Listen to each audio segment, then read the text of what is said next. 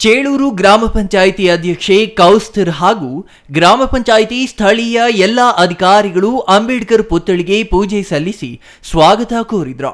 ಸಾವಿರಾರು ಶಾಲಾ ಮಕ್ಕಳ ವಿವಿಧ ಬಗೆಯ ವೇಷಭೂಷಣ ಜಾಥಾ ಮೆರವಣಿಗೆಗೆ ಮೆರುಗು ತಂದವ. ಗ್ರಾಮದ ಪ್ರಮುಖ ಬೀದಿಗಳಲ್ಲಿ ಜಾಥಾ ಸಂಚರಿಸಿ ಅರಿವು ಮೂಡಿಸಿತು.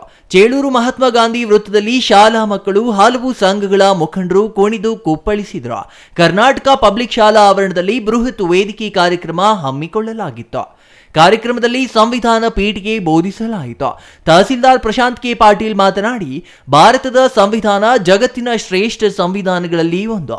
ಸಂವಿಧಾನದಲ್ಲಿ ನಾಗರಿಕರ ಹಕ್ಕುಗಳು, ಕರ್ತವ್ಯದ ಬಗ್ಗೆ ಸ್ಪಷ್ಟವಾಗಿ ಹೇಳಲಾಗಿದ್ದು, ಪ್ರಜಾಪ್ರಭುತ್ವ ರಾಷ್ಟ್ರದಲ್ಲಿ ಸಂವಿಧಾನ ಆಶಯಗಳಿಗೆ ಅನುಗುಣವಾಗಿ ನಮ್ಮ ಹಕ್ಕು ಕರ್ತವ್ಯಗಳನ್ನು ನಿರ್ವಹಿಸಬೇಕೆಂದು ಕರೆ ನೀಡಿದ್ರು.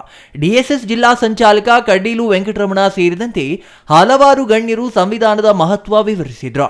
ಚೇಳೂರು ಹೊರವಲಯದ 2 ಕಿಲೋಮೀಟರ್ನಷ್ಟು ಸಾವಿರಾರು ವಿವಿಧ ಶಾಲಾ ಮಕ್ಕಳು ಘೋಷಣೆಯೊಂದಿಗೆ ಗ್ರಾಮದ ಮುಖ್ಯ ರಸ್ತೆಯಲ್ಲಿ ಮೆರವಣಿಗೆಯಲ್ಲಿ ಸಾಗಿದ್ದು ವಿಶೇಷವಾಗಿತ್ತು.